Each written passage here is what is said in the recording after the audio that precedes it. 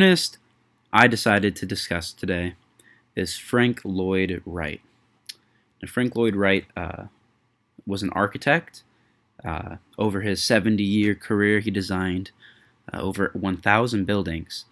He's most well known as being the founder of American architectural modernism. He actually even made a distinct style of architectural modernism called prairie style.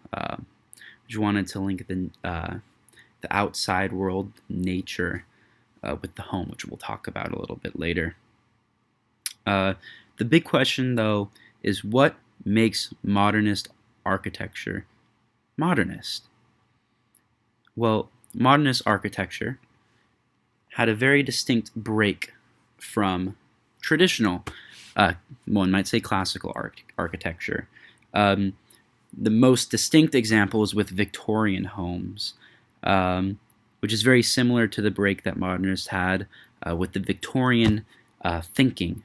It's rebellious in nature and to what the Victorians seen as logical architecture.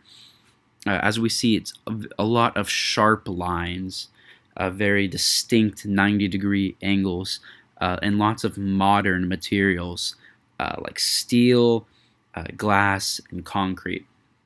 It actually shocked a lot of people with its almost dangerous looks, such as it being designed a lot on stilts, giving like almost the impression of floating homes. It's very minimalist, especially due to the advances of technology and its functionality over traditional appearance, also known as functionalism. As you can see in his most famous work, Falling Waters, it brings the link between the outside and the inside, largely using glass and a lot of open space, and even uses the surrounding environment and landscape of the environment.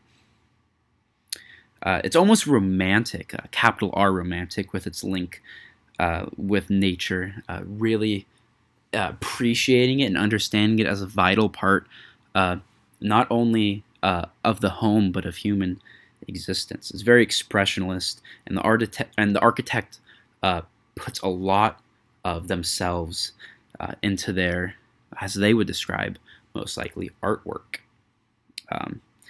The home works with the individual. It really tries to flow with human life and nature, and it really did blur art and life into one. And these are just a few examples of modernist homes and how modernist architecture and Frank Lloyd Wright fit in to the era of modernism.